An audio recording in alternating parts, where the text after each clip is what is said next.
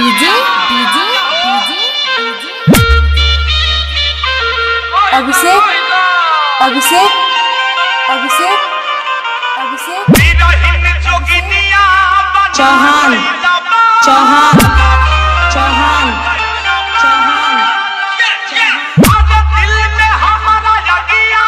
लगा गई लबलम लगा गई लबलम हम क्या मोड़ के अकेले घर छोड़ के जियते जी हमके मुआ गई लबलम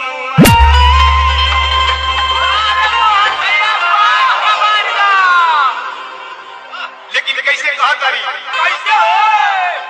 गावन करा के राजा चल गईला बहारावा अरे आई बना त चल जाई हमहू नहीं हारावा